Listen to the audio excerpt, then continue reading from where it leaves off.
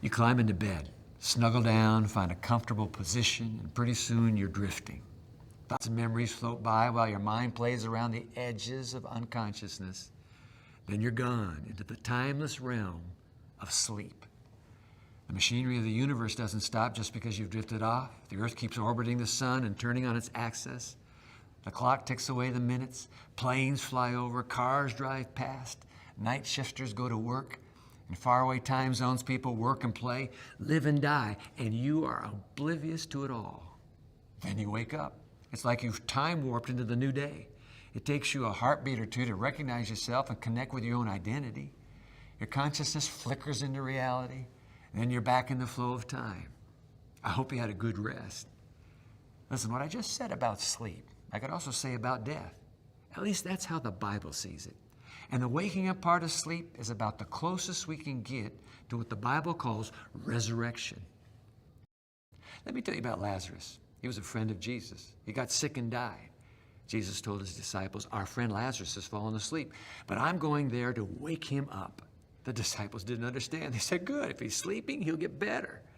So Jesus makes it clear, Lazarus is dead.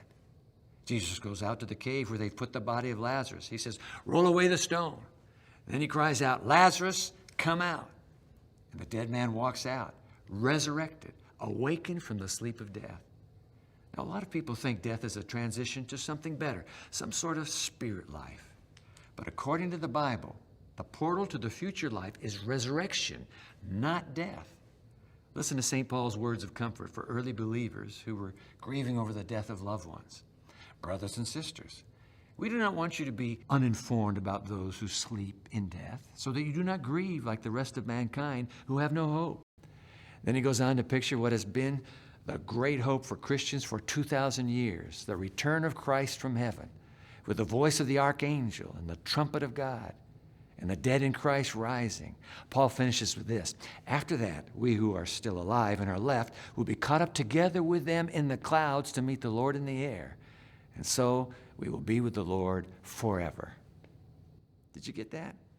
Paul didn't assure them that their deceased loved ones were enjoying a better life up in heaven with Jesus and the angels. No.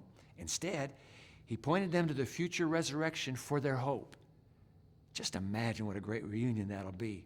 Paul also wrote this, listen, I tell you a mystery. We will not all sleep, but we will all be changed in a flash, in the twinkling of an eye, at the last trumpet. For the trumpet will sound, the dead will be raised imperishable, and we will be changed. The Bible's version of life after death has no spirit beings floating on clouds and playing harps. It's not life on some spiritual, ethereal plane. In the Bible, life after death requires resurrection. The dust and ashes, the molecules and particles of perishable, corruptible matter will be replaced with a new, immortal body. Jesus Christ is our prime example of resurrection. But now Christ is risen from the dead and has become the first fruits of those who have fallen asleep. So listen, don't plan an itinerary for your spirit life after you die. Don't plan a grand reunion with those who've gone before, and don't expect to see God or Jesus or the angels until your great awakening. Because death is like a good night's sleep with a good morning on Resurrection Day.